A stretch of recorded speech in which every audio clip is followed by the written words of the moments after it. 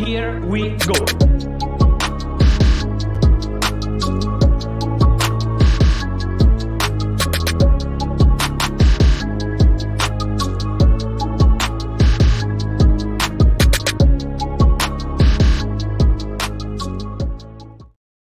Yes, people, we're starting right about now. Let's get the show started, ladies and gentlemen. I hope you guys are well. Welcome to 5 from the 6. Today, there's not going to be 6 panel members. Today is going to be a little bit of a different show, but we're going to cover everything that needs to be spoken about. For Manchester United, we got my boy Kaz coming on from Never a Foul. Of course, link is in the description, and it's a pleasure to have him, of course. And of course, for Liverpool, we're going to have the man himself, Hussam, repping This Is Football, jumping on in a second. But before we go any further, make sure you do hit that like button, hit that subscribe button. And of course, you know what we're going to talk about. We're going to talk about the games. We're going to talk about the takeover. We're going to talk about Liverpool and what's going on over there and some of the other transfer rumors and discussions that are going on.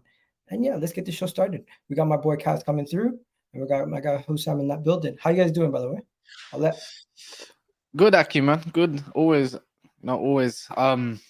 No, I'm not doing too good. I can't lie. Now you just remind me back of football, and it's happening again. And my, they're saying another player's going to come through, and it's a goalkeeper. Wow. Okay, I didn't know that. And Hussam, how you feeling, bro? Alhamdulillah, I'm good. In real life, Alhamdulillah, I'm good. When it comes to Liverpool Football Club, it's disappointing as per usual. But other than that, I'm good. Big up everyone who's watching as well. Make sure you guys are liking. Make sure you guys are subscribing to Egal Talks Football as well. So yeah, big up to you, man. I seen you had a WWE fight on your thumbnail at 6:30. What was going on, bro? Liverpool. Yeah, big up Val for that thumbnail. He's actually a mod, I think, on this channel. Big up my guy, Val. I mean, look, the Liverpool situation is messy currently as things stand, and we're kind of all over the place. So the Liverpool fans are upset. That's just the unfortunate reality of what's happening right now. You know what? We're gonna have Kendall on to talk about the Liverpool Newcastle game after they just lost to Manchester City, but unfortunately she couldn't make it. And Don's gonna be jumping on any moment now. But we might as well start with Liverpool since we're on the discussion of Liverpool. Hussam, I see you 24/7 fighting with your fan base, fighting amongst people on Twitter about Liverpool and signings and everything else. Has there been conclusion on what incomings are gonna happen for the rest of the summer, or what's going on with that? Because I have no idea what's going on with Liverpool's incomings at this point. I just haven't heard any incomings. I mean, the thing is, just like you have no idea, I have no idea, because the club themselves don't have an idea. And, it's just frustrating because if I bring you Jurgen Klopp himself to the stream right now, he wouldn't be able to tell you what we're going to do because he wouldn't know himself like what we're actually doing, because we're kind of in panic mode now all over the place. We just don't know what to do. And, this is the unfortunate reality for football club right now. There's a severe lack of planning. I don't think we've made the right decisions at all as a football club, as an institution.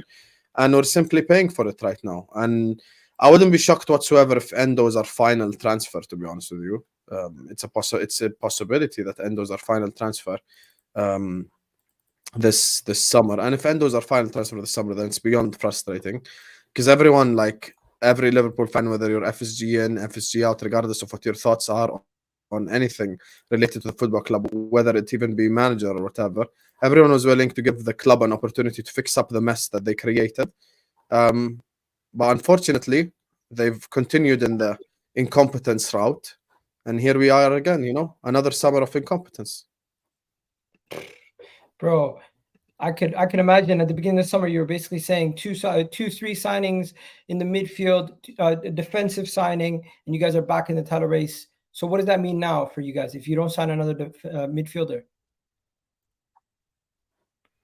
If we don't sign anyone else, then it's a top 4 team now. That's the reality. We're a top 4 team. I don't think we can win the league. I don't think we can go all the way. And even if we do challenge, we probably fall off in February or something like that due to lack of depth. We have the same challenge. What happened to Decore? It's 23rd August. That's what happens. So Crystal Palace want 80 million, which I think is obviously too much money. So I don't think we're going to pay that. I'm going to be honest with you. And neither should we pay that, by the way. What about the defensive targets? What defensive targets? Like the Portuguese guy you guys were linked to from Sporting. Inacio, he just signed an extension. And this is why when I was telling you about indecisiveness, this is exactly what I mean. He signed a contract extension, and now his release clause has just went up from 40 million to 60 million.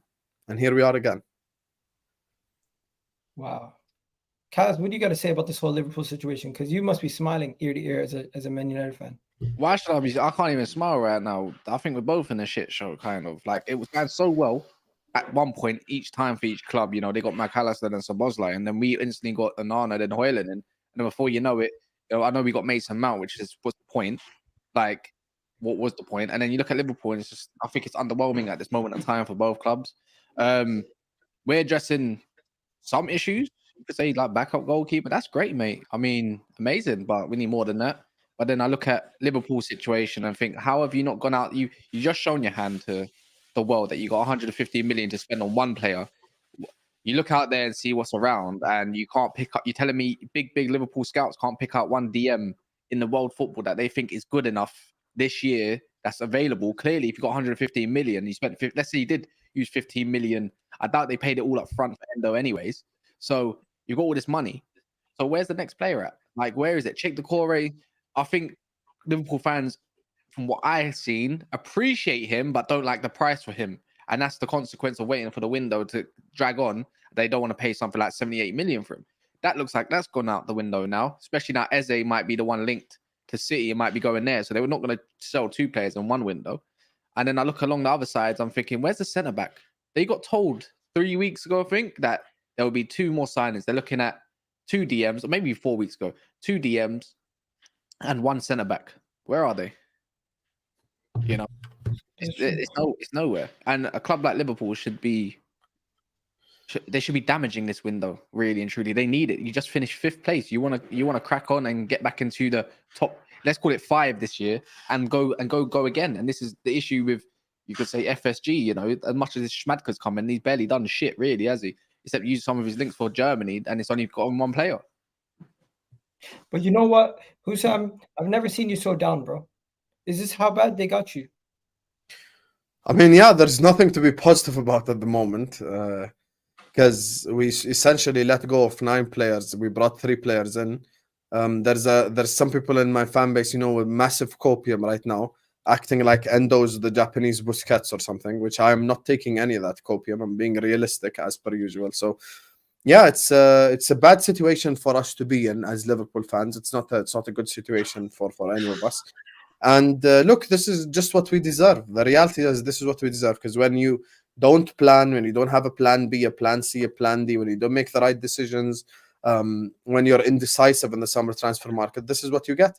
And that's why on the 23rd of August, with 1 week left, Decore is priced at 80 million. Had we made a decision 3 months ago, he'd have cost half that. But the problem is we're being indecisive and we're not making the right decisions.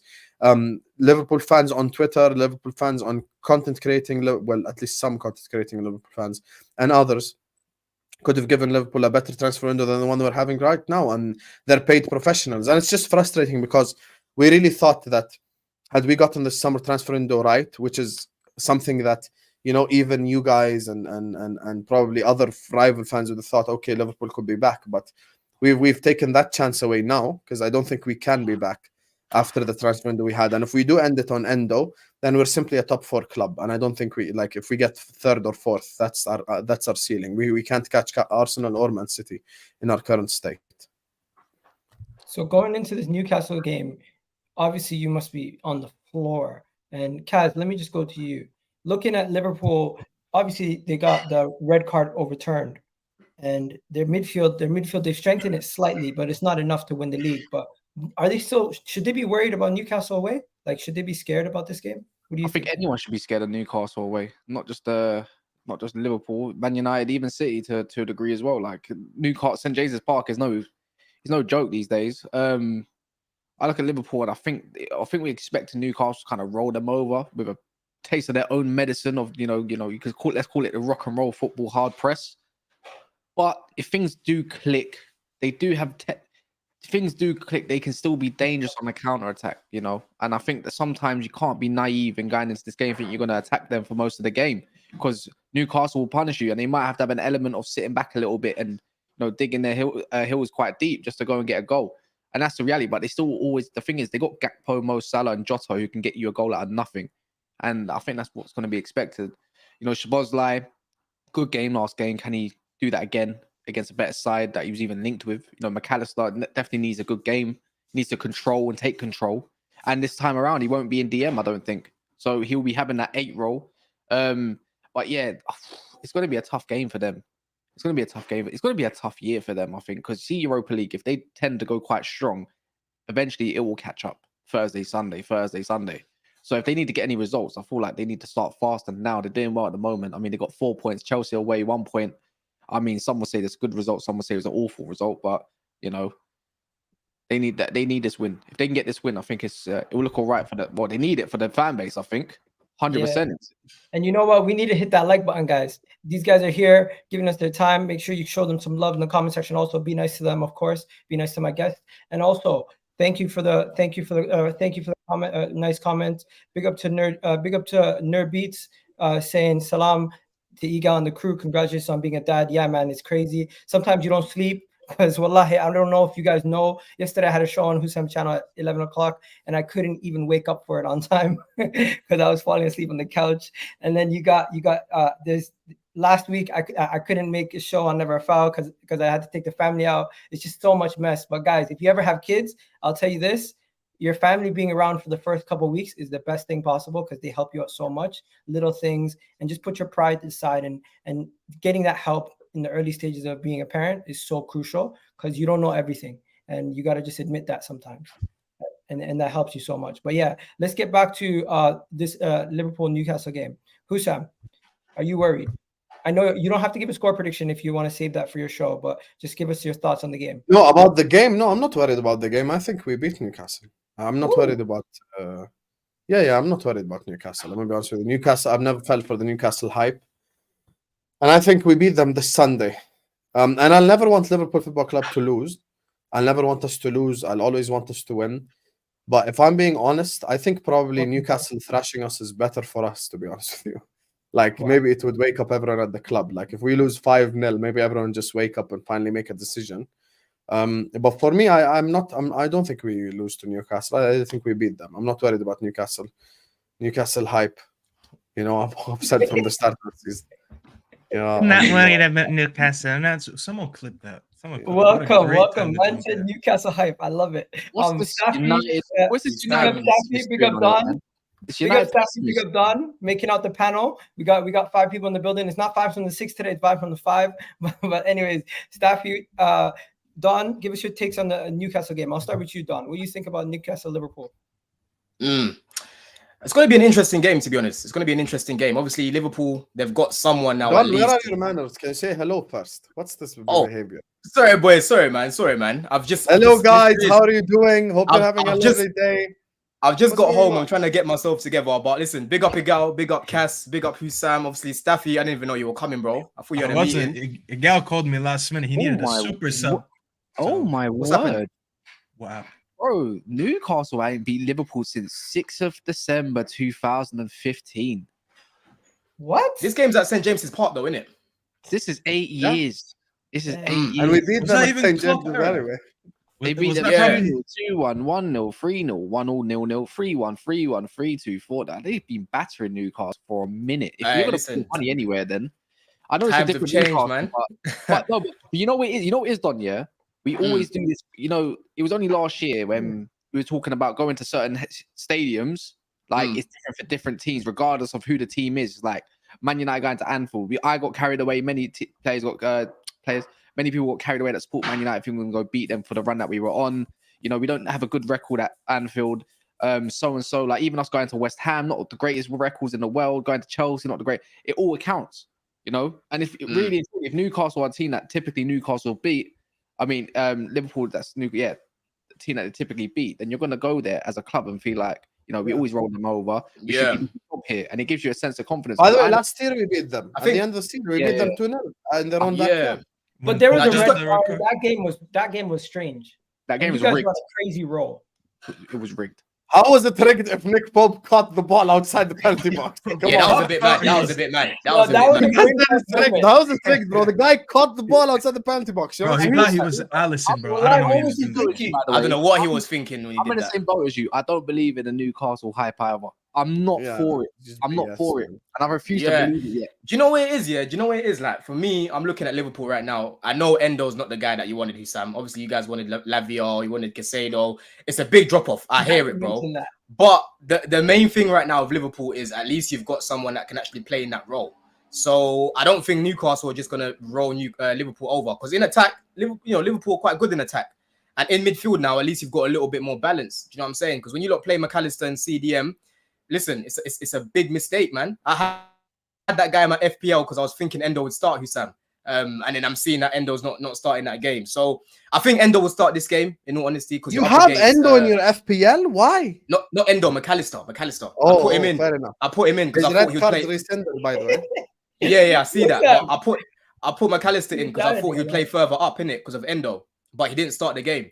But I actually think Liverpool give Newcastle a good game, you know. Obviously, Newcastle, they're going to want to bounce back from their game against City. They showed them too much respect. Obviously, now they're back at home. Lewis Hall, I'm watching him closely if he starts this game. Obviously, I rate him highly. It's going to be a good game, man. I think there's going to be goals in this one. But are we doing predictions now or just my take on the game?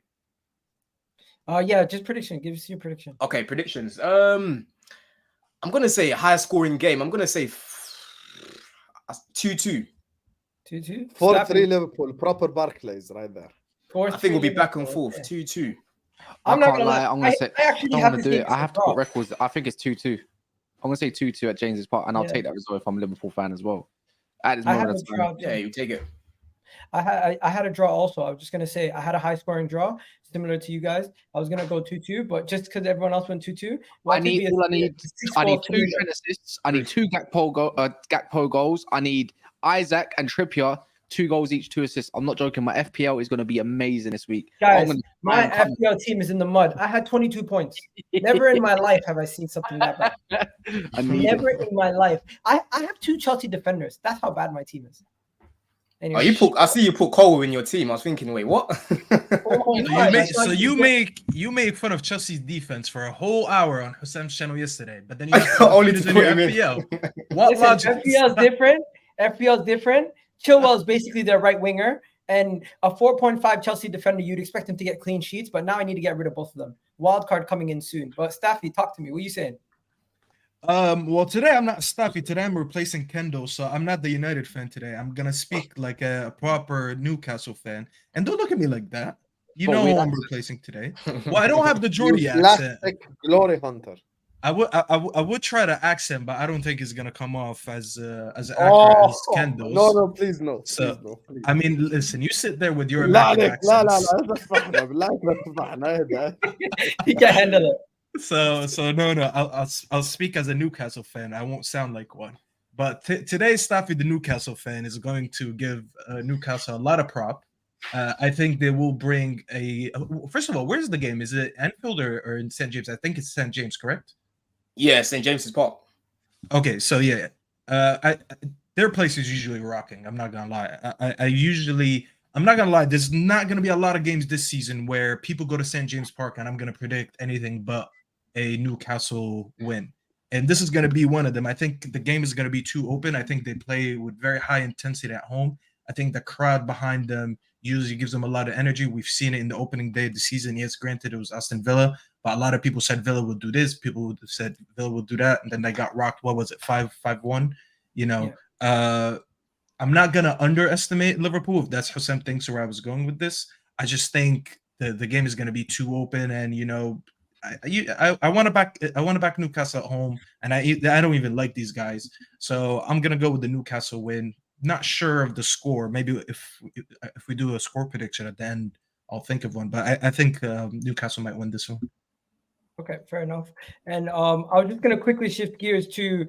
Did you guys see the news? Apparently, West Ham have just are on the verge of agreeing a deal with Mohammed Kudus, and that's a player that Arsenal has been linked to, Man City's been linked to, Chelsea's been linked to. And I'm not gonna lie, I always thought that he was waiting for someone else, a bigger club, to come in and step in and get the signing done. But at this he is. Trust me, he is. He is, but he probably was, but none of you guys stepped up, though. Do you know where it is, Egal? Yeah, I watched the video of Fabrizio explaining the situation yesterday. Yeah, and like West Ham, basically, they had the amount that Brighton initially had rejected. Obviously, Ornstein's come back now and said that they're on the verge of getting an agreement, but that doesn't necessarily mean that it's agreed yet. It's on the verge. So I'm waiting to see what Chelsea do from this, because right now Chelsea are actually looking for someone that can play in midfield and can play on the wing as well. Obviously, Kudus can play on the right and he can play in midfield. So this smells like a hijack to me, to be honest with you. It definitely smells like a hijack to me, the way Ornstein's worded that about verge of an agreement. It kind of sounds like he's letting, they've been briefed to let everyone know, listen, these men are on the verge of getting an acceptance. Sounds like hopium. Sounds like hopium. You know, it doesn't sound like hopium because we're interested in him. It's not hopium. I said all the time, I'm interested in Beyonce. We're interested in him. Is it? It's not happening. John, he's gone, mate. Ship sailed. Listen. We beat that Ornstein dagger when it came to Casado. We can make it number 2. Yeah, we can make it number 2. So if he joins West Ham, then you're gonna say he rejected you? If he joined West Ham, well, I mean, we haven't put a bid in. So he can't reject us if we haven't put a bid in. Oh, look at this guy. Look at this guy. Now he's saying, oh, we beat the Ornstein this, we beat the Ornstein that, but now he's saying we didn't put a bid in. So why are you saying we beat the Ornstein Bumba the first time? Listen, you used up, you're like a cat. You used up all your lives. You used up all your lives. The next one, you're not surviving. Staffy, if you guys remember, I think it was back in July, Ornstein said that Chelsea are on the verge of agreeing terms with Kudus. Then it just went dead after that. It went completely quiet, was focusing on Elise. But now the links are starting to come back up again. I don't know what's taking Chelsea so long, because for me, I think that's a perfect replacement for Nkuku, and it offers us that depth on the wing as well. So I don't know what's going on there. I don't know what the delay is. We'll have to see. But I know Chelsea are definitely interested. I know that for a fact.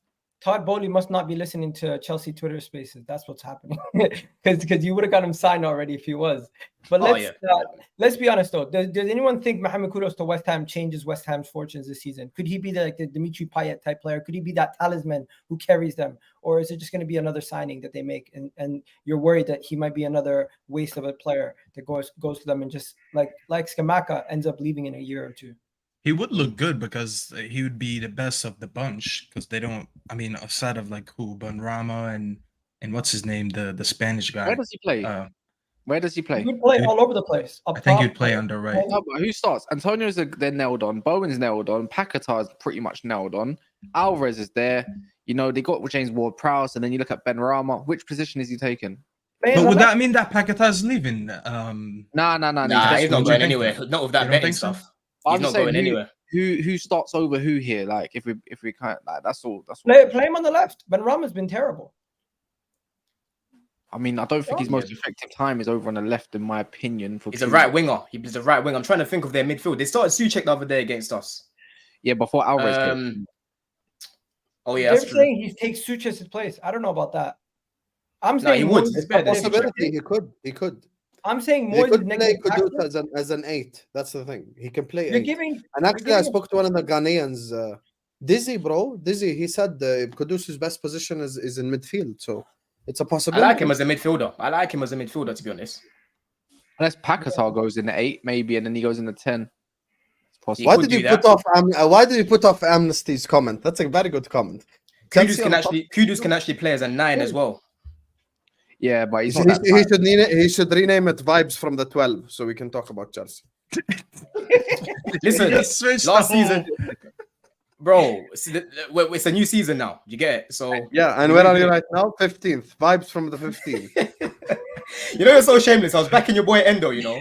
Yeah, let me switch up. Quickly. You're back. I'm not backing him. That's the problem. Why are you backing him? Yeah, Hassan's not even backing him. We're not going to do the predictions for every game, but do you guys think West Ham have a chance for Brighton at home? Because I think Brighton's going to put them. West Ham versus Brighton at home at West Ham. Yeah, Brighton's at home versus West Ham. So yeah, No. I think we all expect Brighton to walk over them, but I think industrial football. Who's at home? West Brighton. Ham. Oh no, Brighton's at home. Yeah, Brighton win that. Is Brighton at home? Yeah, Brighton's at home. Yeah, Brighton win that. Easy win. West Ham are jarring though how they play, man. Seriously. Brighton can do all the patterns they want, but West Ham are just low block central. If they play Emerson, bro, I am telling you right now, he's gonna have a fun day. Brighton are going to teach Chelsea what they should have done versus West Ham. They're gonna go there. They're gonna be at home. They're gonna bop them 2-3-0, and they're gonna get the 3 points and walk out. It's gonna be an embarrassment. West Ham are just gonna get embarrassed. by Brighton. Brighton are one of the best teams in the I don't know about that, because they've got Alvarez now. He's probably going to start this game. He came on the other day. He looked quite solid. They're going to have a little bit more fight, more strength, more physicality. That's why I wanted Don, not Endo. Souček's useless. Yeah, no, Alvarez would have been good. Do you remember we actually went for him last summer on the verge, and he tried to miss training to come to Chelsea. He was going to come Chelsea actually, but Alvarez. I think you know what? I think this is the perfect segue to Friday's game and Luton Town because I wanted to talk about that next anyways. Did you guys have anything else to say on West Ham Brighton? Yeah, I did. I know what Don's doing it. He's hoping West Ham get results so they don't look so stupid and like, oh, look at that. Brighton could have beat them. Fact. Nah. By the way, Brighton, Egal is spitting. So Same way shameless, Brighton taught Man United how to beat Wolves. They're going to teach Chelsea how to beat West Ham. Simple as. It's going to be the same thing. Brighton are going to destroy West Ham. It's going to be 3 or 4 goals. Promise you, right? Guys, you guys really think Friday under the lights. I'm telling Low you. block hype. They don't have Jackson and Sterling and them, man. They actually have proper players. That's true. You guys know. Snappy, I'm going to let you start with this one. Do you guys know? Friday under the lights, Chelsea faced Luton Town. And the audacity from some Chelsea fans. We have to beat Luton Town. We have to beat Luton Town. We have to score 3-4 goals. We're still gonna see a shocking performance versus Luton Town. I'm telling you, this Chelsea team, they're gonna still have shockers in this game. But they don't have to take that disrespect, bro. Don't have it done. I'll let you lot land, then I'll talk glass. I'll let you lot land. Okay, you have to win this game. This game, there can be no prisoners. If you don't get if Enzo doesn't get his 4th win under his belt at Chelsea in this game, I don't know. You just had to get that in, innit? You just had to get that in. Egal, you're spitting facts, bro. We have to beat Luton. I was saying this the other day on Never a Foul. I actually said that the statement that I said is we need to prove the doubters wrong. Cass and Mo were getting on to me like, oh, you can't lose Luton as a benchmark. But I'm looking at it like, listen, Luton is the perfect opposition right now to actually get firing in front of goal and build a little bit of confidence. Because everyone knows up against West Ham, we should have finished our chances. We would have won that game. So Luton's perfect opportunity to, to batter these, man. I'm trying to see at least 3 goals scored against these guys. I want a healthy margin. You know what's crazy, bro? You beat them 5-0. Someone beat them 5-0. Was it Brighton?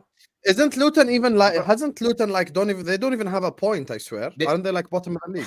I watched their first game. They are terrible, man. Last week, their Burnley game was postponed. Their stadium is not ready or something, and then they lost the first game. I forgot against. I watched their first game. Yeah, I don't know if it was the first game. Even though they played 1 game, They lost 4-1. To be fair, they lost 4-1 at Brighton, so it's not too sad because at Brighton you're gonna get bopped more time or less. So yeah, but they're Don, I'm telling you right now, Don.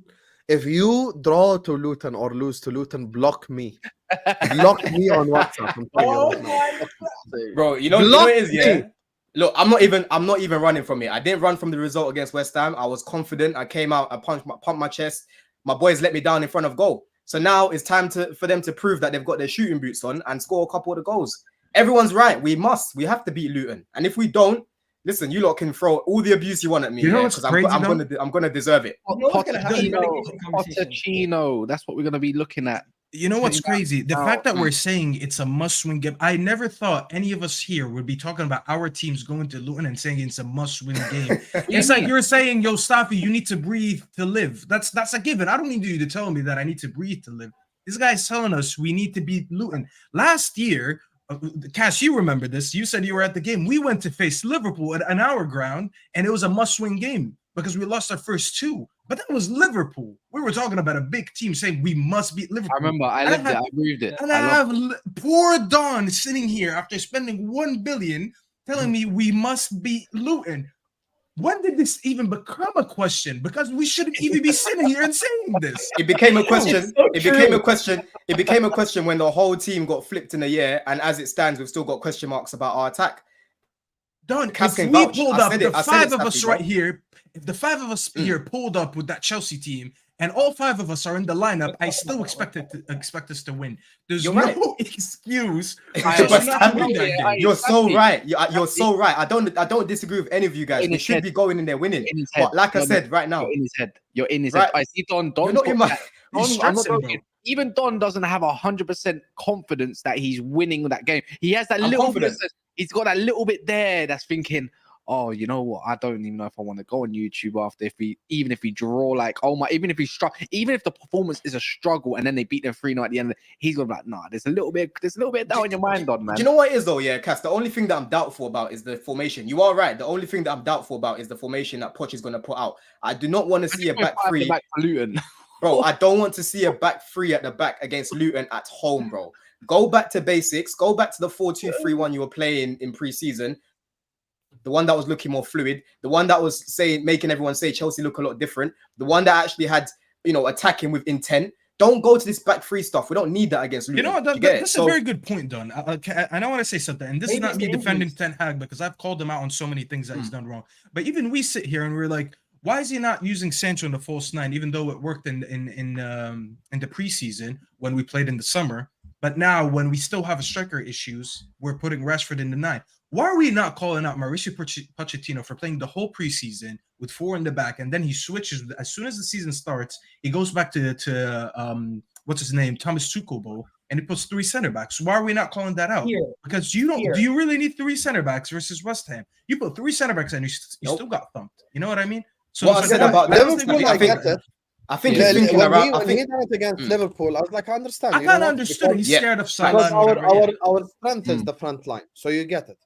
But like, I can't lie, West Ham, like, you don't need 3 at the back. There's no need, bro. The only thing I can think of, the reason why I went to a back 3, I've spoken about this, is West Ham they're very physical and they've got an average height of 6'2" across their team, right?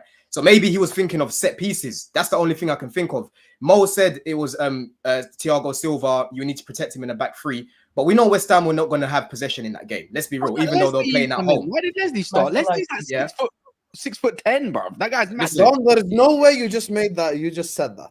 There is no way. Bro, that's the only thing I can think of as to why he started the back 3. You don't say he's wrong and keep it stepping. He was wrong. I agree with you. He was wrong. He shouldn't have played it. Where are we going with this, Don? I'm explaining why I think he started the back 3. But again, when the lineup came out, I said this is incorrect and it better work, and it didn't work. Hence why I'm saying we need to go back to a back 4. Go back to the formation that I was advocating Poch about. The reason as to why we should bring this guy in, where we're playing attacking football.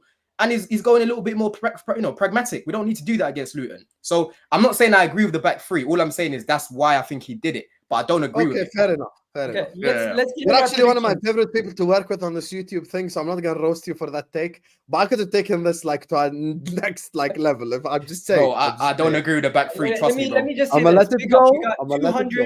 We got 295 people in the chat. We should at least have 150 plus likes. Come on, guys. Hit that like button right now. It's absolutely free. And Chelsea must win, guys. So what is everyone's score predictions? Easy 3-0. What you guys said? I'm going 3-0. I don't think matters. I think it's the performance and the way they finish their goals. For me, that's it. Nothing more. I don't care if they win 7-0. That's 3-0. Come to me last.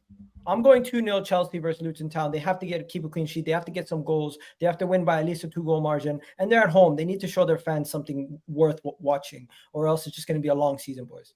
Staffy, what are you saying? 1-0 Chelsea. It's going to be a boring game. Okay. Don? 1-0. Right now, I don't trust our defense, man. I'm saying 3-1. Man said 1 against Luton. I mean, Cass, do you not see? Bro, they had 38 goals last season, and they added Jackson. Like, what's that gonna do, bro? I don't see this team scoring goals. Every time I watch their highlights or their games, I'm like this on my phone. It's boring, bro. It's so boring. They barely do anything in front of goal. Oh, come on, Staffy, man.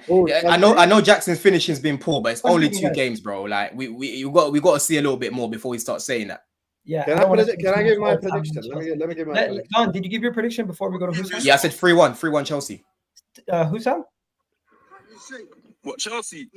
Fuck Chelsea. Chelsea shit. Fuck Chelsea. What? Fuck Chelsea. Fuck Chelsea. Pussy or what? Say something. My prediction, from now to the end of the season, Chelsea have become the eternal enemy because it's personal. It's no longer football now. I'm going Luton 1, Chelsea 1.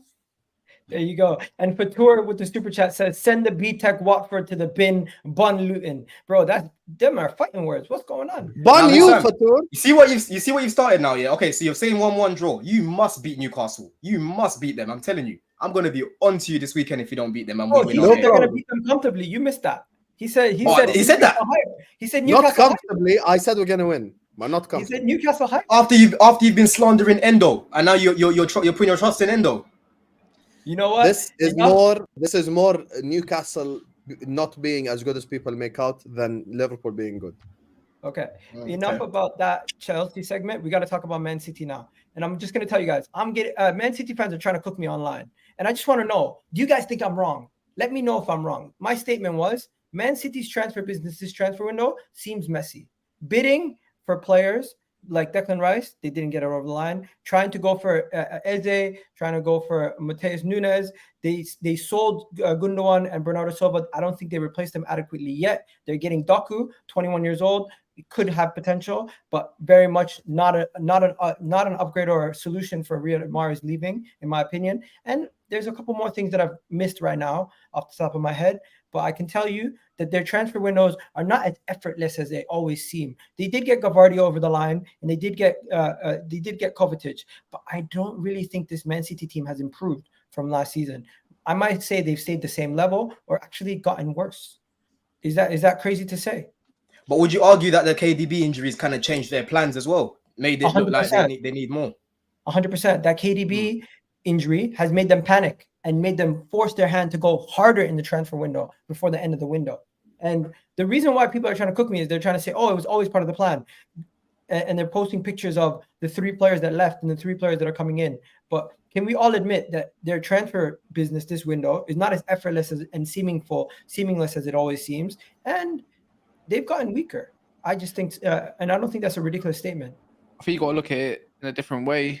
Yeah, the KDB thing was a very good point. This is Don actually getting level-headed rather than being in his head rent-free for once. You know. No, of course it is. I think any City fan deep down knows that this transfer window has not gone to plan as it usually does. They're not prone to. They can be criticised, and I think even that's to tell you yourself, it's been a messy window. Vardy took too long. Replacing all these players have been a bit too long. You could say, they've gone on from Paquetá straight to Eze, maybe even Nunes, maybe even both of them. I think one of them isn't pretty much a panic buy, but if you lose KDB, it's gonna be a panic whether you like it or not. I don't know how you worded it, Egal. Maybe that's why these City fans getting on. He said messy. I said the transfer window seems messy. It has been messy for them, and it hasn't gone to plan for them. They haven't got target or B or A. They've gone to C and D. That's one way to say it. I think Eze is probably the panic buy, and I think Nunes is probably the more calculated one, in my opinion. But the thing is, even with KDB, there is no way you can replace a man like that, anyways. So he's gonna have to probably change up tactically, and he's probably, even in his hospital bed right now, he's probably picking out different things out of his brain and jotting them down like a madman, thinking what system's going to work and how is it going to fit? How am I going to fit them all in? And you know what? It's like we'll have to see. But yeah, 100%. Of course, it's panic. I think it's been a bit reactive, but they've had no choice because they've obviously lost KDB. They didn't expect him to be out for as long as they did. That I don't understand why they brought him back, kind of rushed him back, because they didn't even have that much time in preseason. They came back 2-3 weeks after everyone else, whatever it was. So that obviously, it changes the plans a little bit. So I do think they've been a little bit reactive. I wouldn't say they've been messy because Gundogan. I would say obviously they're reacting to losing KDB. They're panicking, bro. Yeah, in a sense, yeah, they are panicking a bit. But they're not just going for a profile that's not going to make sense in their team. I can definitely see Mateus Nunes working for them. Picking up the ball from deep, driving at them. I'm not too sure on his end products. If anyone knows a little bit about his end products, because he seems quite similar to Cover. That's the only thing. He is in terms of that. Version. Usam knows a lot about Mateus Nunes. He wanted him at Liverpool. I love him. I wanted him last year, bro. I was watching this guy at Sporting, him and Pellegrini, yeah. Even with Bruno Fernandes, times there. I'm telling you now, me and Mike Griggs, we wanted our club to go and buy Pellegrini and Nunes. Like I was screaming for that midfield. I like him. When you got a player who can play centre mid in a 2 comfortably, he's a very good player. He's an extremely good player. Last summer I wanted Nunes. Speaking of last summer Staffy was a fan. Now he's an assistant. Crazy how shut up. Nunes instead of Nunes has gone to Man City out of nowhere. Here's the thing, man. I think with Man City, He couldn't even deny it. He's smiling right now. Big up, Staffy, man. Shut Sometimes up, dreams come true, Staffy. He's on you. Here's I'll the tell you thing something. with, I'll tell you something. Ask if you can do shows without me. All right, and you'll get your answer from. I can't. That's why I called you assistant. Assistant, Habibi, See? I'm the star I of didn't your call you own the channel. cable or the I'm pledge. the I called you star of your own channel. I don't Okay? do that because I now didn't you're put gonna the get Mo. Somehow Mo's gonna get some ringing bells in his brain. Says, "I think somebody's talking about me," and then he's just gonna find you guys. Was that the Mo accent? Yo, what's up? Hey, suddenly Judge Mo's on the chat now. Yo, what is my man talking about? Pep is hospitalized. What still? If I He's could doing tell you- the Pep thing on would his back. still cook Arteta. Yo, I Pep mean, is- if I could tell you who this is, I wish. bro, I know Pep's not going to be there until September international break, but that's not going to change Man City's performances. They're still going to be amazing. Let's be honest. Am I wrong? They're making gonna it be seem on I like mean, listen, bookmark it, clip it. Unless they make a big signing this summer, I think Arsenal are winning the league. Come May What? time, come apologize for the disrespect you'll show me in the comments right now. I think Arsenal are going to be league champions. I don't believe in the City hype, to be honest with you. I think they're a little bit. Yes, I still think Arsenal are going to win the league. I don't think Doku is all that. I don't think Matheus Nunes is all that. Matheus Nunes is a very good midfielder, but he ain't like, oh my god, Matheus Nunes. Like, I'm not scared, bro. Like, I think I think Arsenal are going to win the league, and I think City are making panic signings. I'm gonna be honest with you; these are panic signings. We cannot like sit up here and make up 100%. like oh my god, Jeremy Doku is now fucking Ronaldinho reincarnated, Saka, or Matheus 2.0. Nunes is some sort of unbelievable signing. Nunes ain't So that guy. You guys don't Doku think ain't that that guy. you guys don't think that they would have had like conversations with Mahrez about him leaving and Gundogan about him leaving? You think that just came out of nowhere? Bro, I think Arsenal are going to be league champions. That's what I think. I think Yeah, but- everyone has been seeing Man City weakening their team this season, and we've just been saying they're default champions because they've been doing it over the last 3 years. Yeah, you guys are giving up already. I ain't giving up on shit, bro. Egal, then let me ask you a question. Then are Arsenal favourites to win the league? Then I believe we are, but the way that people are wording it is as if City are unbeatable, and they are gettable this season. No, I look at it like this. They strengthened their defense a little bit and they made it a little bit more secure in case your Stones gets injured or even your Ruben Diaz's, right? And I think Vardy is going to be massive. I think Eze and Nunes changes everything though, man. You know, like I feel like with them two, they change everything. You know, I can see it going back. They can still play the same way roughly. I don't see John Stones driving as much, but if you got like this time around, I see them going to a proper free back and still defending in the 4-4-2. If you got Eze and a Foden behind a Haaland, and you still got Grealish and my man wide, what's it called, Bernardo, you've got a lot. To be fair, Eze's got goals in him, and we know that. And I think that's something that they need to replace with Gundo. And I think he's got a lot of energy, and he's got a massive engine on him. Pause, not like that, but you know what I'm talking about. And then you got Nunes next to a Rodri this time. I think Kovacic, whether he's there or not, Nunes is. No one thought it's like that until you said that. I was so confused. No, wait, no. This is what you do when you stream with Daps 24/7. This is the case, and the chat. So the way I look at it, Nunes adds control, and then Eze and Foden can do what they want to do and control it a little bit further up the pitch. When I think that's where Eze operates the best, anyways.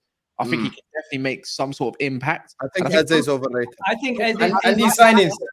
I said that. And I think Doku's definitely the perfect. You know, when they go 2-0 up, eventually City against your team. When you want to bring on a Doku, and there's something that we've said that they've lacked, a direct pacey winger. Maybe we don't know what his end product's going to bring, but when you think about someone that can run alongside Haaland up that pitch, it's going to be a long day, like whether you like it or not.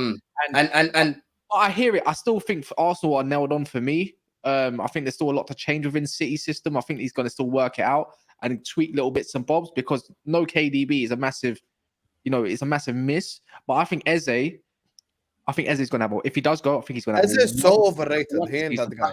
I agree. I agree with what Cass is saying. Yeah, and the good thing for Man City as well is that it actually improves the quality and depth that they've got. You know, we all know that City have that quality and depth right now. If you looked at their game the other day, bro, it was a hella academy players. Even Hamza was complaining about it. Do you get it? So obviously you can't start Nunes, Kovar, Eze all these guys together. So it will improve that quality aspect. You know, when they're bringing players off the bench. So I get what you're saying, Egal. Like Mahrez is going to be a big miss for them. You know, Doku, we don't know what we're going to get from him. You've got Gundogan, who's going to be a massive risk when it comes to leadership, when it comes to assists, when it comes to goals, big goals as well. You know, this guy always steps up when KDB's injured. So you're right. They have weakened, if you think about it, if you deep it, because of the type of players that they've lost out on. But this is Pep, man. This is Pep. This is Pep. This is the only thing. This is Pep we're talking about. So we'll just have to see. This guy always finds a way, man. He just always finds a way to tweak something. Let me get to some of the super chats before we do the predictions, because City games are easy to predict. Also, City fans really got mad at me for saying that, oh, their games are boring. What are you gonna do, Staffy? I'm gonna come to you in a second on this. But if Arsenal, if City beat you again, deactivate Egal. I'm not gonna do that. But hey, pick up to you. City hype. Hussam 5-6-3 in a row. What? When did I say City hype? I said Arsenal are gonna win the league. I didn't say City hype. Don't put words in my mouth now. Try to get me in trouble for no reason. Iceberg. Behave wave. What's his name? Is it Iceberg? Behave wave. Wave. Oh, I thought it was an iceberg for some reason. It looked like No. If you look in it, it's a wave. It's a water wave hitting Yeah, a and who stone. told you that? You used to call him mountain. Yeah, you're welcome. Allah. Thanks. Okay. And then he said, "Did you see what Henri said about Arteta? I seen him make fun of Xhaka and say that Arteta's mini Pep, but I don't think it's an insult to call him mini Pep. He said it himself. He learned from him. You know. I think his people are clutching at straws. Did you see what people were saying? They're saying Arteta's post press conference, he was copying Pep. But he was copying Pep, though. He was. He's copying his homework, man. Let's be real. He's copying it. I think He can't say sarcasm. Even his free back thing, he's trying to copy him as well, man. He's a copy. You can't say sarcasm is copying somebody. Come on. I'm gonna be honest with you, Arteta. I'm gonna be honest with you, Egal. Some of these managers are cringy as fuck, man. I'm gonna just say it as it is. I found Arteta to be so cringy. Arteta is so cringe. Did you hear a liar, man? This guy. You hate our dog. You hate the team dog. Everything you guys do just pisses me off. Daffy hates the dog. Win. He's like, why you guys the have a dog? Listen, Guy held a light bulb, like. Egal, do you like the dog? Do you like the dog? No, I'm scared of dogs, but You can't be scared of that dog, Egal. You know what it is, Don? They just use that dog in everything now. Like, it's hard to hate a dog, you know? So they just put him in every post. Now they're going to get love from everyone.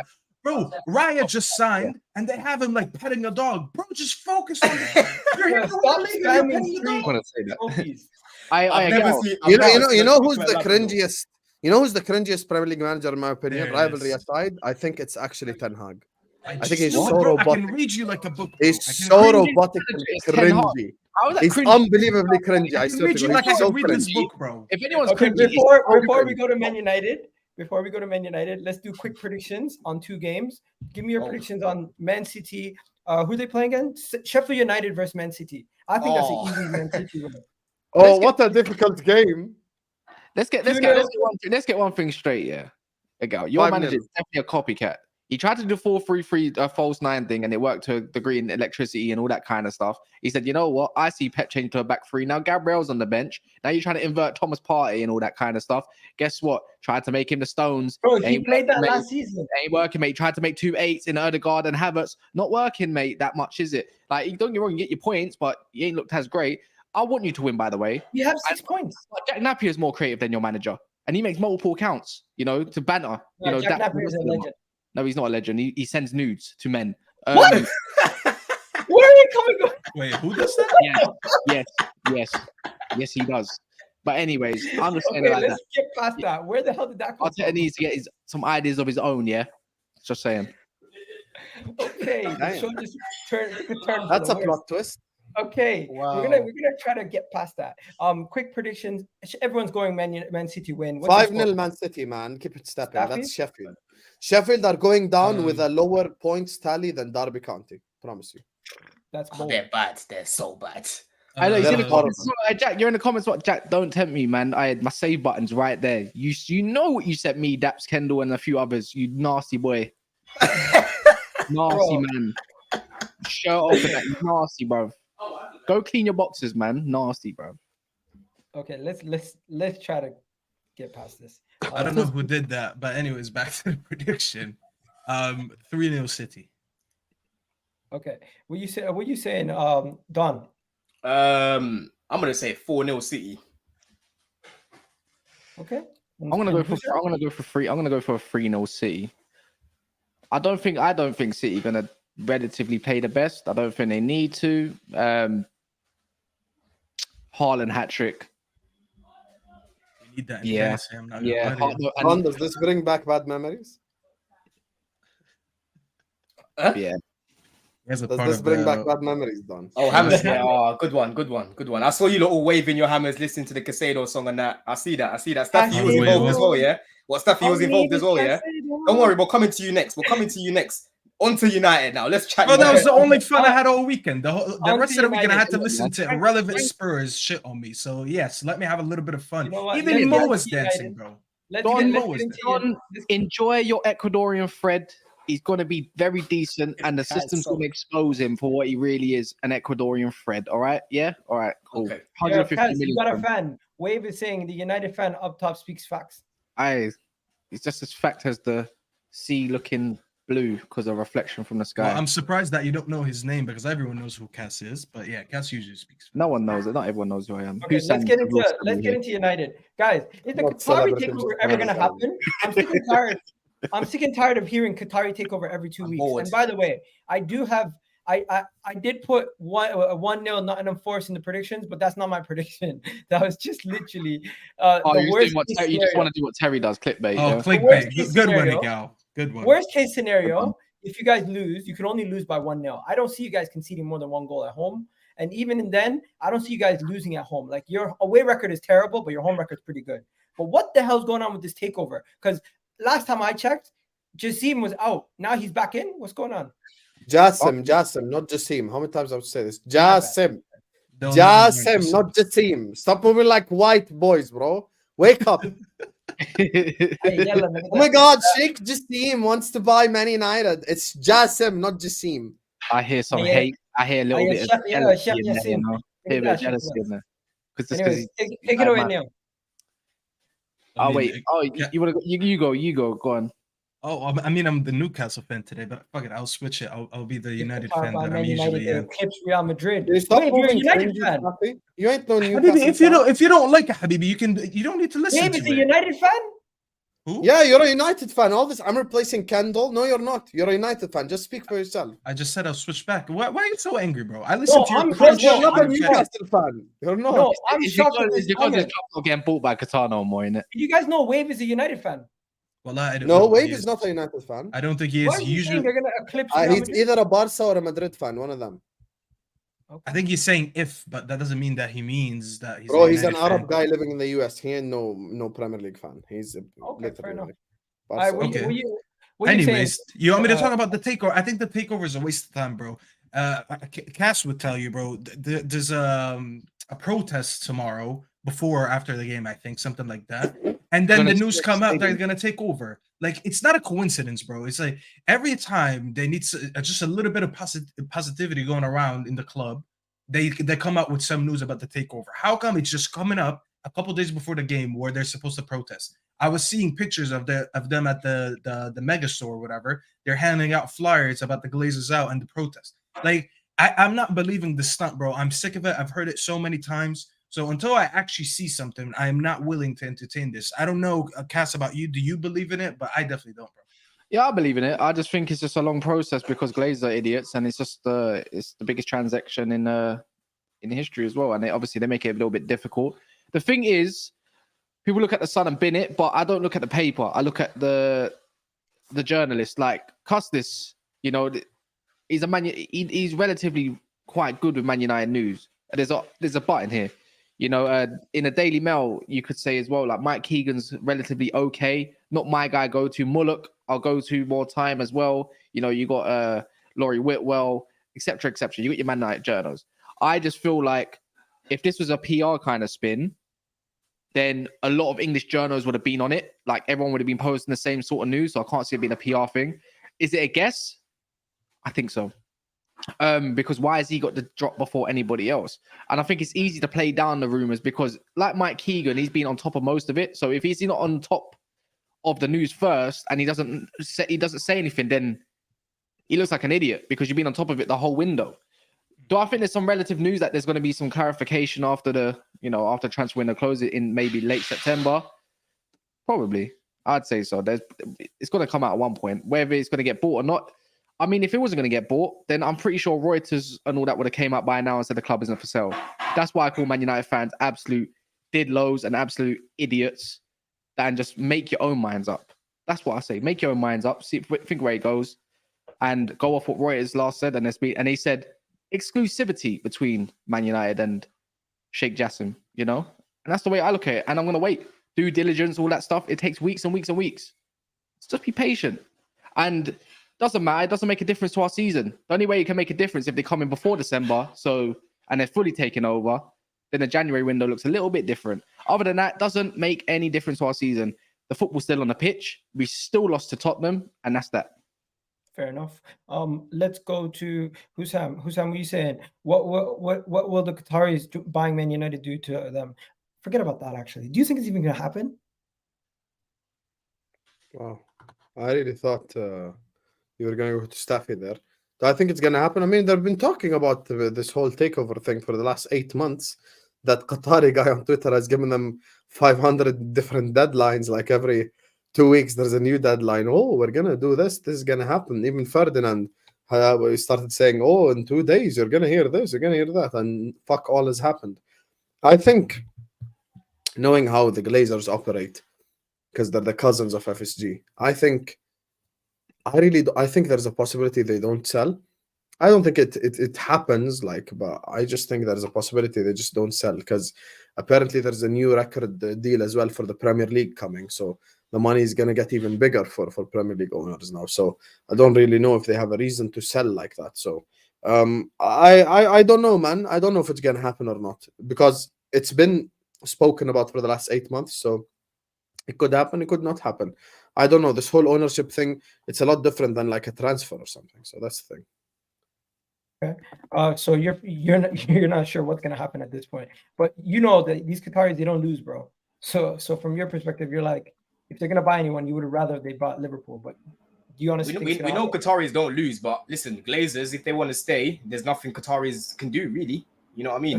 There's nothing they can do. So as it is right now, we keep hearing conflicting reports. It must be frustrating for United fans. Me, I'm bored with it now. I'm bored with it. It just needs to get sorted out ASAP. I don't know what's happened to my screens, by the way. I need to fix them after, but I'm just getting bored of it now. It's the same thing. United fans keep getting scammed. It's boring now. Let's just see what happens. Scammed. Yeah, they keep getting scammed. They keep falling for it, bro. The minute I saw the news on Twitter, I just replied with one tweet, and it was that gif of the guy hitting the mute button. Don't talk to me about the takeover. Yeah. When it happens, bro. Until then, I'm just talking about what I'm seeing on the pitch. That's the one thing that I actually know what to talk about. All the hypothetical stuff, I get where everyone's coming from, but yeah, I mean, did I talk about it all week? I didn't care. I was live yesterday. I barely spoke. Is this the 4th day in a row you're talking about the Spurs loss?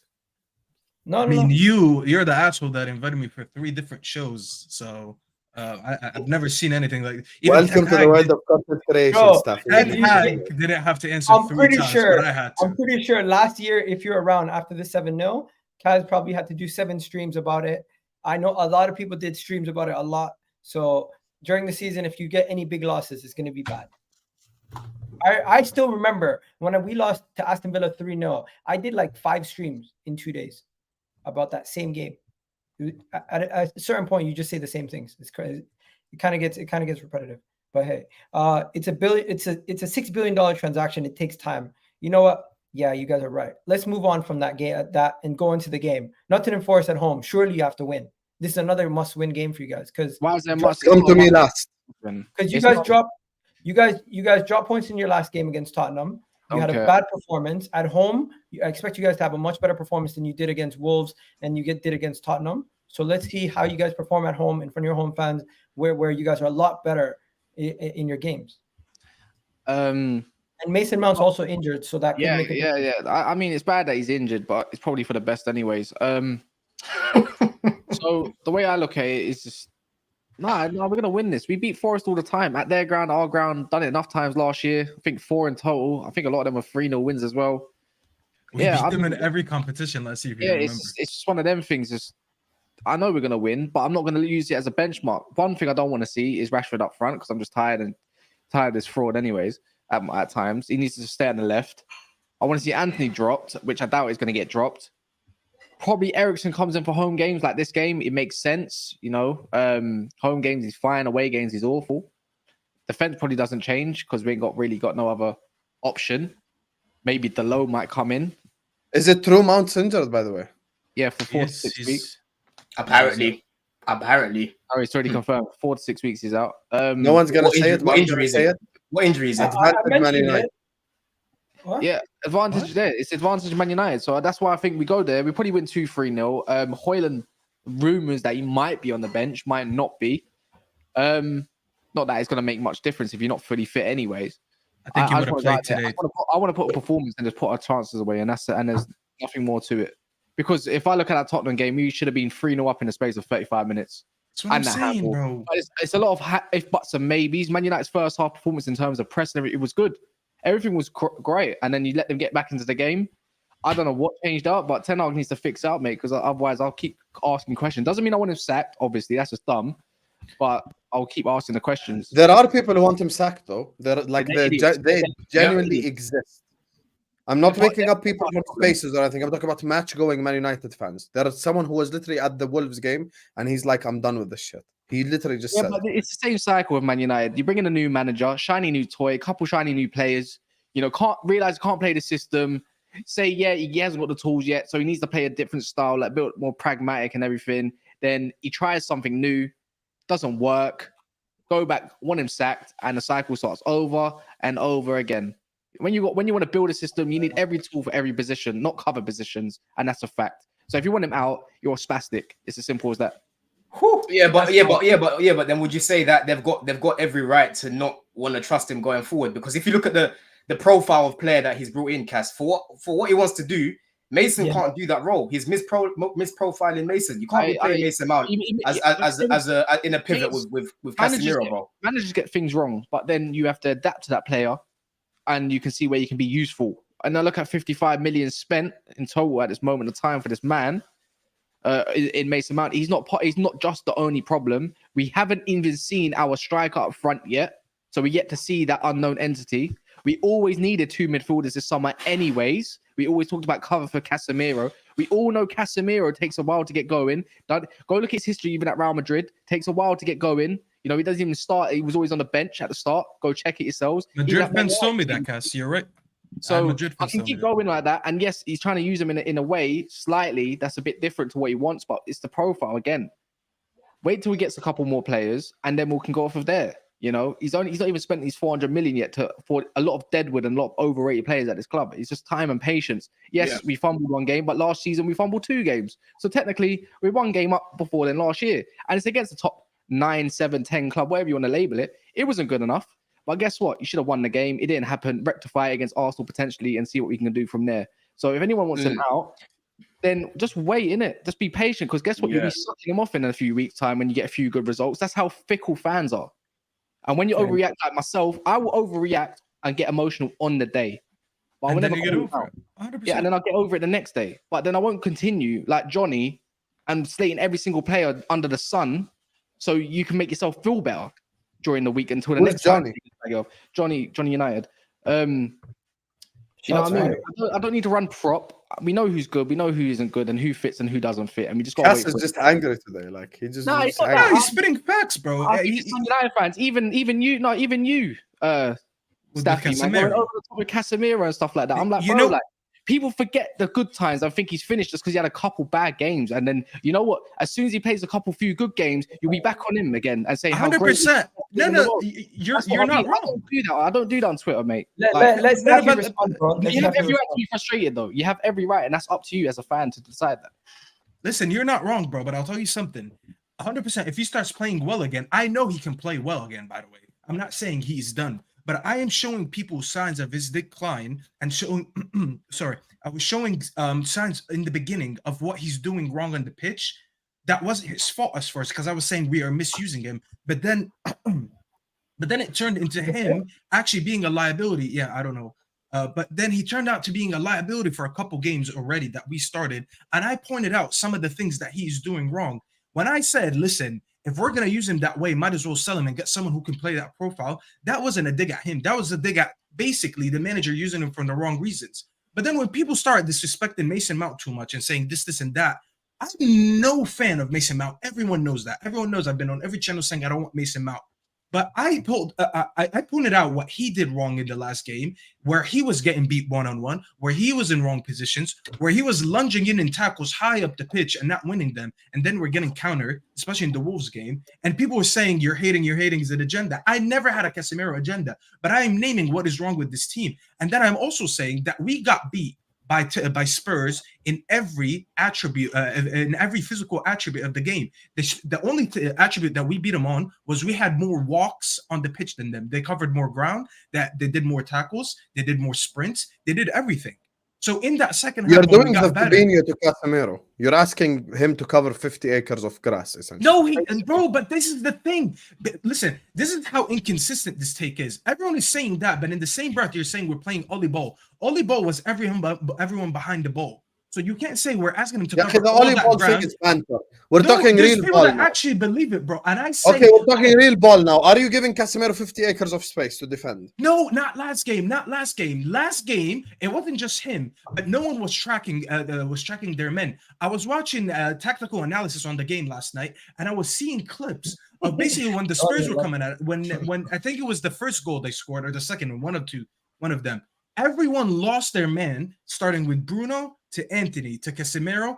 The only one who didn't in that position was Aaron Wan-Bissaka, which is why I'm saying I'm calling out everyone. But when I'm calling out Casemiro, because Casemiro is in the most important position, this is not me saying Casemiro's always been shit and he'll always be shit. But you got to fix it. People told me, why you're not calling out Mount now? I'm the same person who, before a ball was kicked, that said Mount can't do that role. He wasn't. I love that you said that. But even when Mount drops in a double pivot off the ball, when we win the ball, he's not that guy that's going to help out Casemiro. So that's why I kept saying one person is going to get sacrificed. If I say it's Mount, people are saying got to give him time. If I say Casemiro, they're like, oh, he won 5 Champions Leagues. Something in that midfield needs to be fixed. If you put an Amrabat or a Kobe Mino next to Casemiro, everything that I said will be forgotten because it's going to look better and it's going to look more balance. 100%. It's all about balance, and then everything else changes, defense and attack. Everyone knows about balance. The thing is, though, Cassie, yeah? Listen, I'll be real with you. You see, when Staff is talking about Casemiro slightly declining, and you're seeing certain parts of his game that's looking a bit meaty. I agree with him, bro. Like last season, I was chatting to a few of my boys that are United fans. There was a period last season, I think it was towards the end, where it was like a month solid, where Cass was just. Let me finish my point, bro. Yeah, where Cass wasn't looking like Cass that we know. Do you get it? He was getting skip past. His concentration on the ball wasn't good. Just everything about him just was looking a bit shabby. And this time around, yes, in the first game, you can say at home, there was a lot of space between him and Mount and Bruno. But if you look at the game against Spurs, Mason Mount was holding his hand, bro. Mason was helping him. But Cass himself was looking shabby, bro, when it comes to, trying to win the ball back. What's easy to point that, though? The easy to point that, because when the play is bad, you can highlight one of your best players, and of course you can look towards it and highlight them in particular, right? It's easy, but guess what? The whole team was stinking. The forward line couldn't keep the ball towards. Well, you didn't say that, but hold on. Cass, you said if you scored your goals, hold on there, Jabba. Anyways, as I was saying, towards the end of the season, everyone was playing awful, not just the one. And he got red card, and then guess what? Got another red card. And again, he's a player that needs to get going, and it's hard. And when a team is not performing towards the end of the season, which they weren't, of course, it's going to affect your own performance in general. And you can try to stand out as much as you want. Yes, he wasn't the best at the end of the last season. And that's that. Towards this season, he's taking time to get going. He's trying something new. It's not working with him. You can't expect him to cover 50 yards. It won't work. And I think Ten Hag knows he needs someone a bit more closer to him and someone that can cover that job a little bit easier. But sometimes he's not helped out either by the team in general. Like Luke Shaw. No one's talking about how poor Luke Shaw's been at the start. He's taking time to get going. Guess what? He covers the width.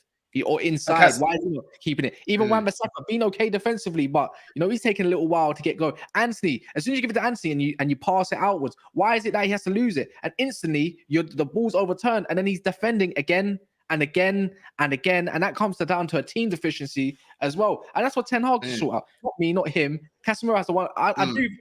It's fair criticism what Staffy says. Lunging in, you shouldn't even be doing that. But if it's true, he's going to analyze his performance, and I believe he'll get better. But if he doesn't, guess what? So, Cass, that's what I was going to ask you.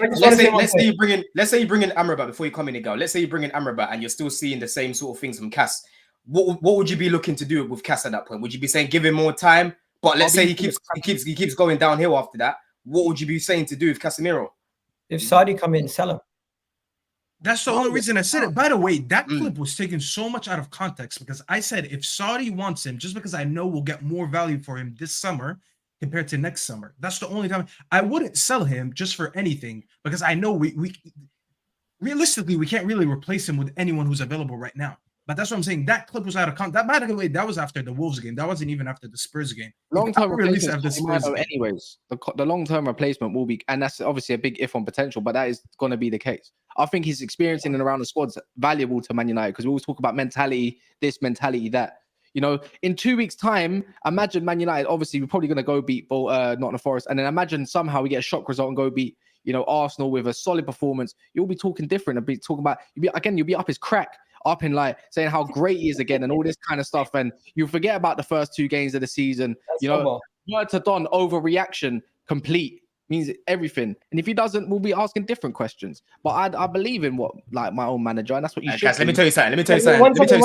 Hear this. Before you land, Go on. Let me just get to the super chat and come back. Yep.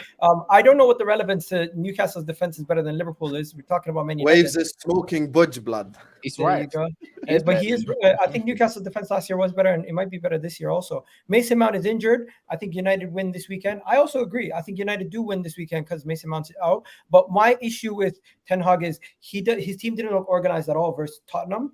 And against Wolves, you could see that you guys were getting overrun in the midfield. Against Tottenham, you're getting overrun in the midfield. And I think the Spurs game, we actually were more organized than you guys think. You guys just you're associating the Wolves game so much with the Spurs. No, you weren't. No, you weren't. In the second half. Yes, we were. I told you that we didn't track our runners. I told you we got outran during the game.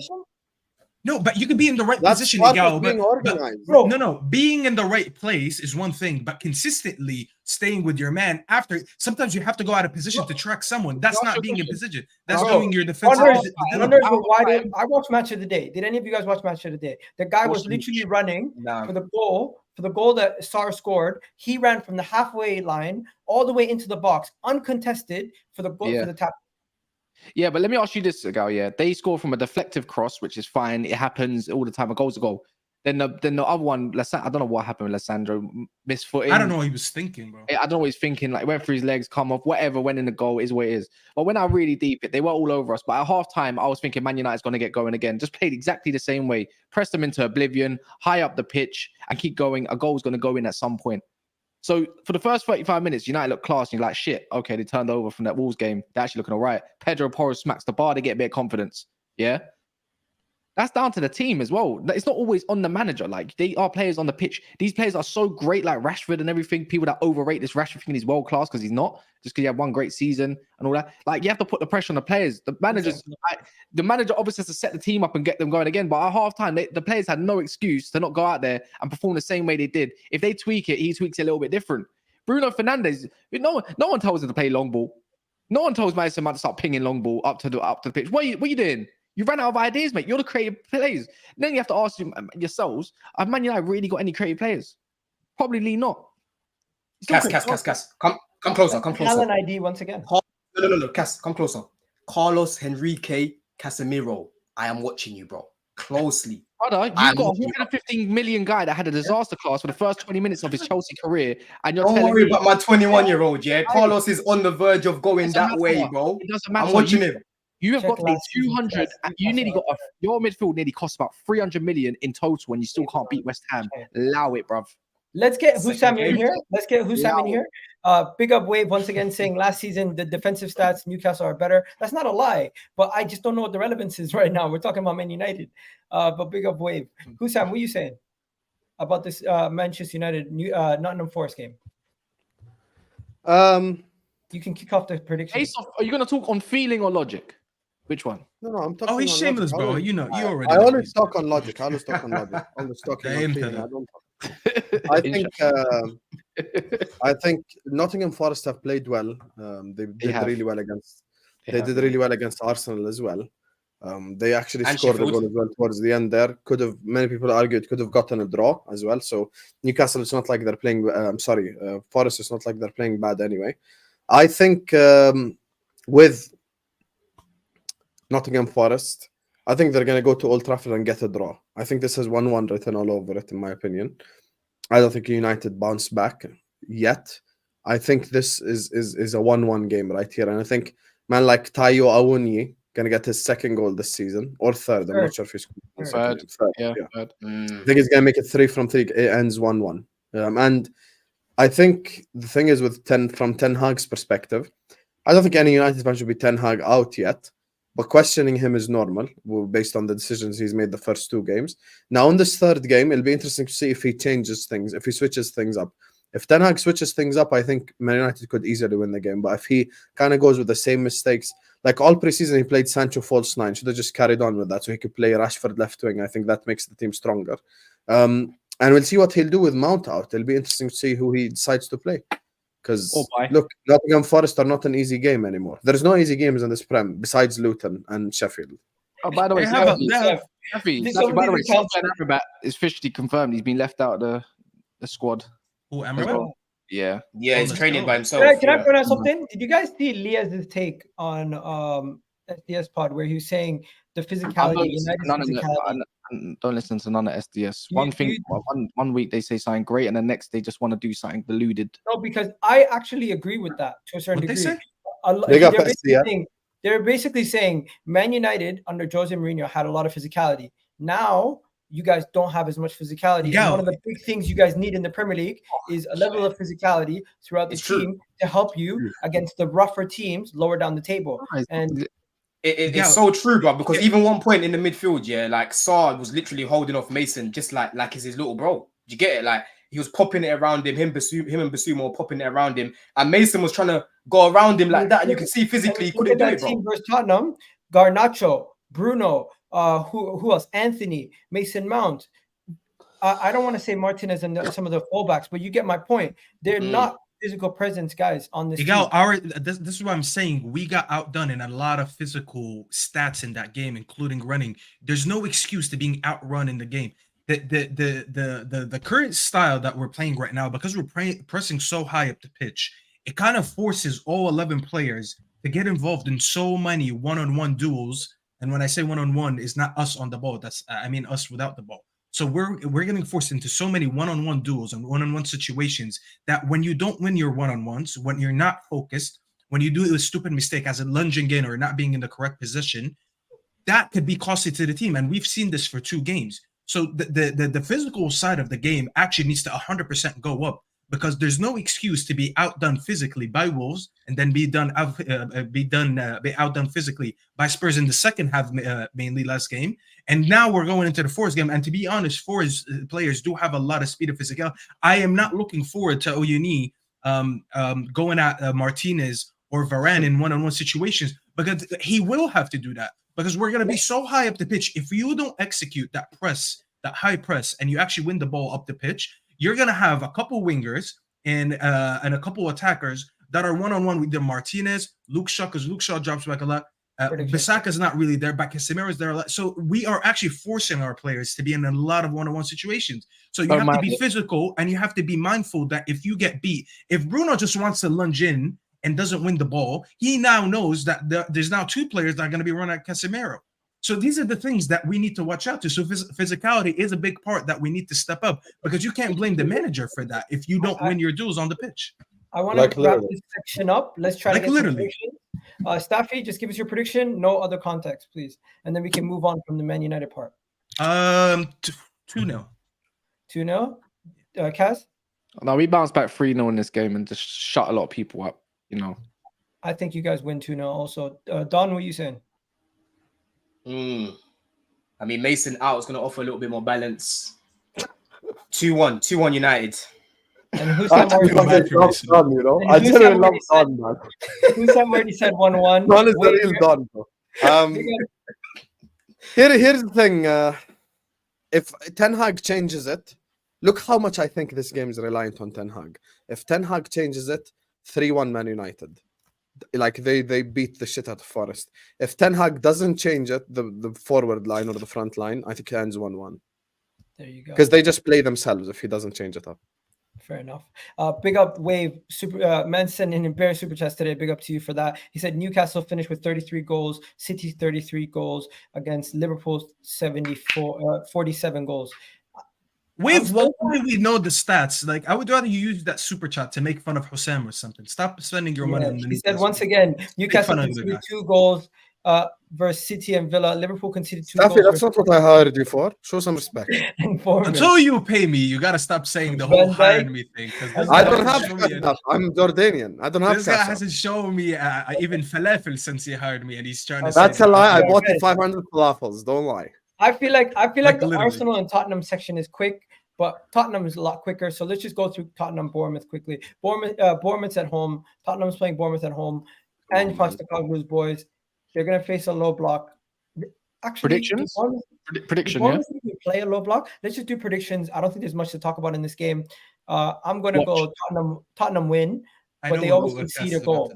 Madison's out 0-0. Madison's out. Is he out? Why is he out? Is he confirmed though? I think FPL said he's injured.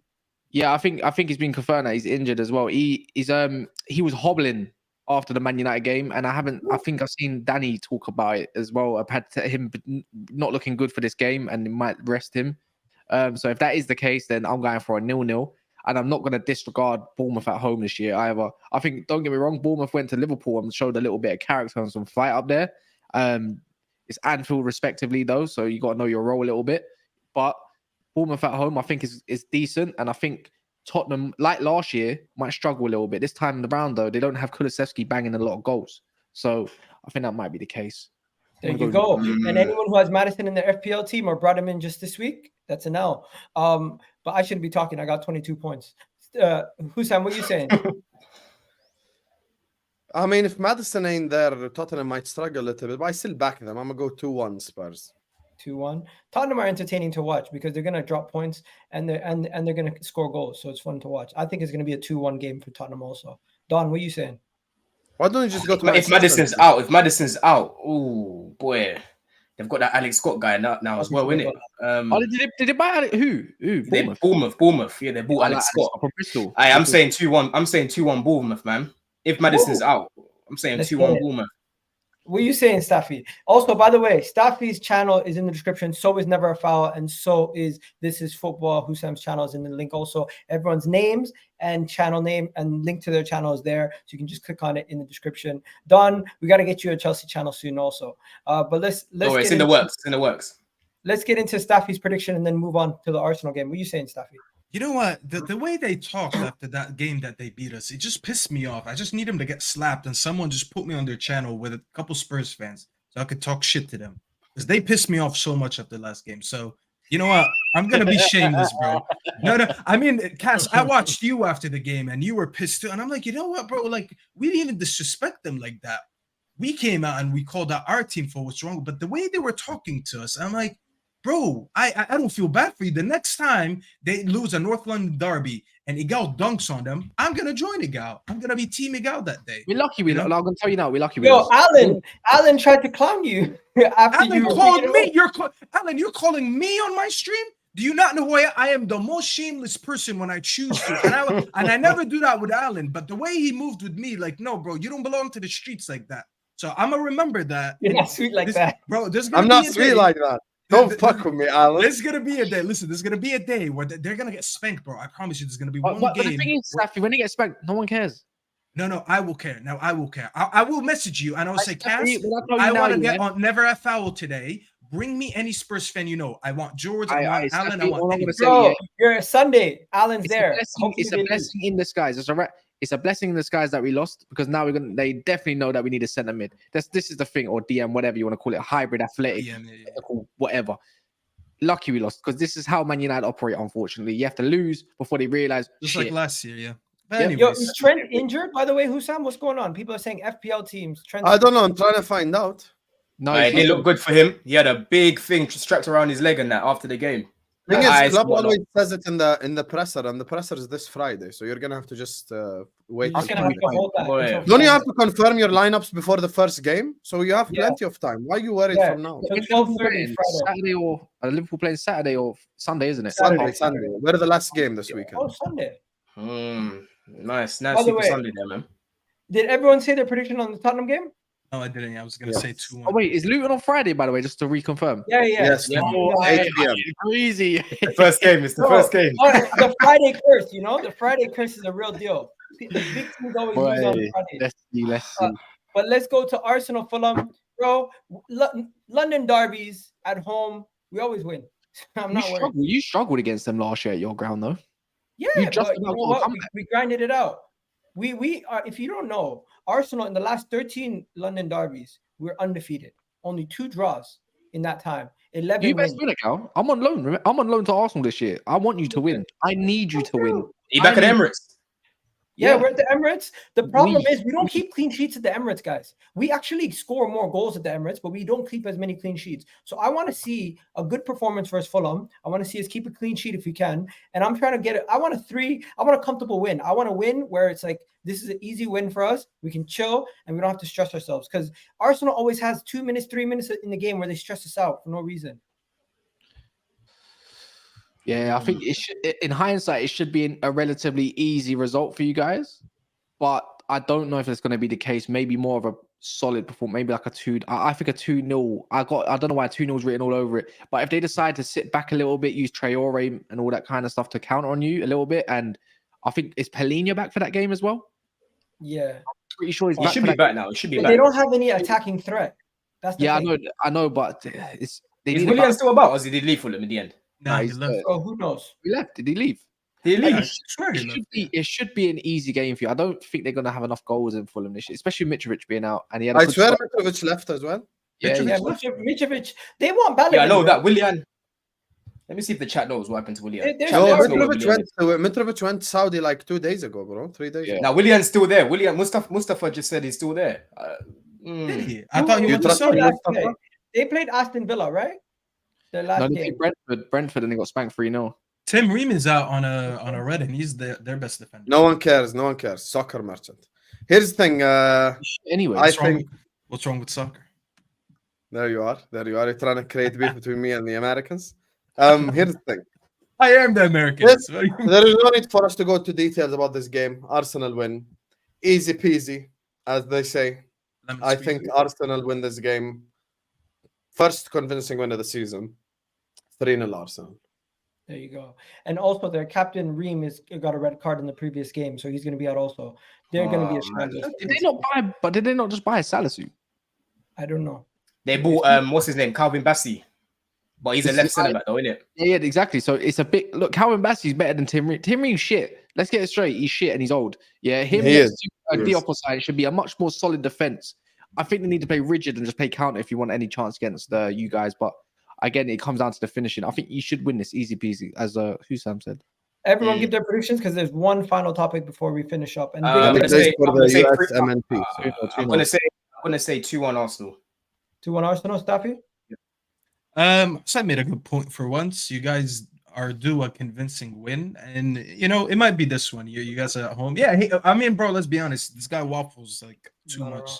to make good points. But yeah, There was no Spurs. You're fired, pal. You're fired. There was no Spurs fan on Oh, today. My bank Okay, account took a hit. It went from 0 to 0. Anyways, There was no Spurs fan on today, but don't worry. I don't think we need a rep from the Big Six on every single week. There's certain games that we just know what's going to happen. But I want to ask you guys a question.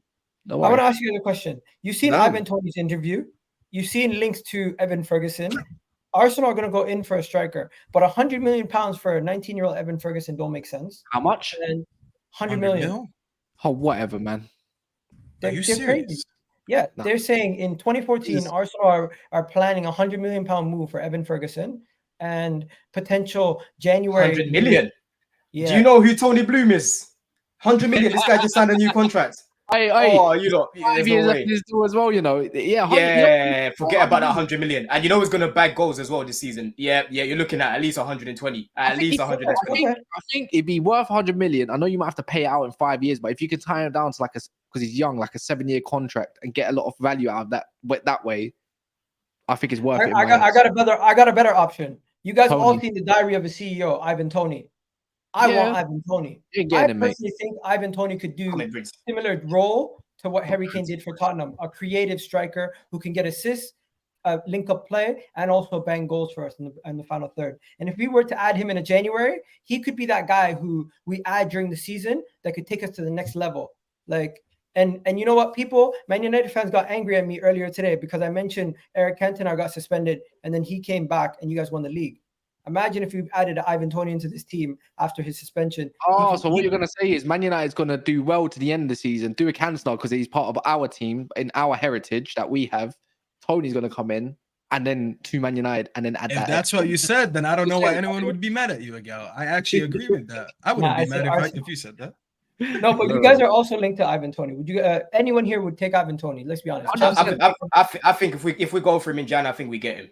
I can't lie. If Qatar is think we definitely get him. coming by then, Shut especially up, if they do, I reckon we get him. He's a Liverpool fan, man. You lot are bottom on his list. He want to play Champions League ball. He doesn't want to play no. Sterling was a United fan. Why would they want to pay? Hold on. Why would they wait? Hold on. Let me just land on that. Why would they want to play Champions League football as if he's a seasoned pro in the Champions League? What right does Toney have to be playing Champions League football, bro? Like, he won't get back in there with Chelsea. Not played in a Champions League before, aspires to play Champions League ball. Bro, why would he want to play for sixth place? I can give you a million and one reasons as to why he'll pick Arsenal and Chelsea over United. What, you think we can't pay the money? I didn't say you can't pay the money. It's not about money. It's not about money. It's about a lot of things. No. London being one of them. I want to know one thing. Husam, now that you heard he's a Liverpool fan, would you have taken him? I haven't just heard that. I know that for like a long time. You ain't got United. We don't need a striker. Just our forward line is good enough for it. Don is getting too big for his boots. Listen, Don. At least he's going to Chelsea because his brother Don. Don, you said a lot this year, this summer. What, you think you're gonna get him over Chelsea? Don, in his battle, yeah. With us getting Champions League, especially if we look better than you this season because you can't even score goals for shit, anyways. I'm just going to tell you now, he's going to definitely choose us over you. You look better than us right now. Did you really just say that, Cass? Even you don't believe that. Bro, you spent how much money and you still look shit. If not, you look just as bad. Your first half is exact replica to what we looked against Tottenham. All the chances didn't score. You even had a penalty that we didn't even get given our penalty. You got, bro, it's all good, brother. I'll be real with you. I'm going to say it to you again. I'd rather have the 1 point that I have and see what I've been seeing from my team instead of have 3 points that you've got and see what you've been seeing from your team. There's nothing to build from with that team and that personnel. There's a lot to build from with my team, yeah? So our season is done based on Hold on. It's only Poch's second game. This is Ten Hag's over a year now. He's been at the club. So our season is done based on 2 games. Man, like Professor X, bro. What's going on over there, bro? Is that what you're saying? Tell me about Professor X. Lie that, man. I'm telling you now. Toney, if we're going for Toney seriously in January, we'll get him over Man United. I can put money on it, bro. How can someone say the only thing Ten Hag learned from Pep is how to shave his head? I agree with both Don's takes there. I think Toney chooses Chelsea, and I think at the same time, currently, I'd rather be in like seeing what Chelsea are doing than what Man United are doing due to the time. And Chelsea have shown many good signs as well. Like, despite how much I hate Chelsea, they have shown good signs. Man United have shown like the same old from last year type mistakes type. Don He's coming to play with Amandem. He's coming to play with Amandem. Hold on. You want till January to figure that one out, though. When you're talking to us, you're not talking to this guy up top here. That guy has no pull. When you're talking to us, you're talking different, bro. Okay, let's not act like you're proper Chelsea. Your Cobham's favorite, whatever the hell you guys call him. Left. Hold on. The guy that left your club. If Don stole my chain, I stole both of your chains. I stole both of your chains. Let me dunk on this guy and I'll get back to you. Let me dunk on this guy and I'll get back to you. You know like that. Yo, guys, chill. Let's Nunez, on your head. Let Staffy land. All you got to do is say to that is, Alhamdulillah that they got Nunez and that. Alhamdulillah. Because guess what? We didn't waste that money. That's the best. And guess what? Alhamdulillah, he scored twice against. I remember the ones that they were interested in. Paul Joyce and all them, man. That's still chain back. It's all good, man. Two goals and the 7-0. I just wanted to shit on Don and remind him that we took your number one player that you guys were splitting up. I heard there was riots going on between your fan base. You know, split up, people fighting online saying Mason Mount in, Mason Mount out. You guys were crying over him, and he said, Mason Mount didn't reject us. He said, I didn't say Liverpool, bro. I'm talking about Chelsea right now. Why do you keep involving your team in this? Just sit down right now. You involved me. I did not talk to you, bro. You brought Gakpo in. I didn't talk to you about any. All right, Staffy, you know it is. If you're talking to me about Mason Mount, what are you doing right now? Because if we were in for Caicedo like they were, we would have gone Caicedo over them. I'm not Liverpool, bro. I've gotten players. Listen, even if it was right or wrong, we've gotten players when City were in for them. And I'm not saying most of it was right, but we still had that much. Sam, if you want to talk in money, Sam, when you want to talk about players going places for money, Man United is the #1 place, bro. Jadon Sancho, 300 and Ross Clark, 50k a week. Then 350k a week. 300k a week. No. Listen, you lot have been in the mud. You lot have been in the mud for over a decade, bro. Remember, the last time you lot won the league was in 2013. Cannot talk. 2013. Don, are you admitting that you have just as much of a weird strategy in signings as Man United? Because they've already admitted that. We haven't. No. Since the new recruitment team have come in, the strategy's been good. I like the strategy. I can't wait for this to fail and all that shit that you owe him money. They're going to bite you back in the arse, bro. Because guys, I'm telling you right now, they're going to turn into the new Barcelona. 100 million every year. They're going to win stuff. If we don't win stuff, it's peak. But we've got to start winning soon, innit? So they're relying on hits. Imagine spending $1 billion on hits. Yo, guys, we're gonna have to wrap this up. We've been going for way too long, but big up everyone in the comment section. My man here, Wave, once again with another super chat saying, "Pep, the destroyer of fairy tales." Man said, Cantona. Yeah, I know I said that. Big up everyone in the comment section. This has been an absolutely legendary show. Big up Husam for jumping on. Really do appreciate it. Big up Kaz for jumping on. I'm going to be on Never a Foul later in the day. I was already on Husam. You're going to be in there in 15 minutes, my mate. Yeah, that's going to be a very good show, man. That's a solid panel. Yeah, after this show, go check us out over there. Husam, I think you're live later tonight too, if I'm not mistaken. Yeah, I've got the 20k Q&A celebration, 11:30. So yeah, that's what we're doing. Congratulations on 20k, bro.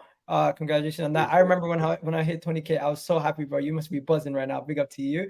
And Staffy, guys, get Staffy to 1,000 subs. Get Staffy to 1,000. Yeah, we need to enhance that road to 1k because I'm a little bit impatient, but I'm just kidding.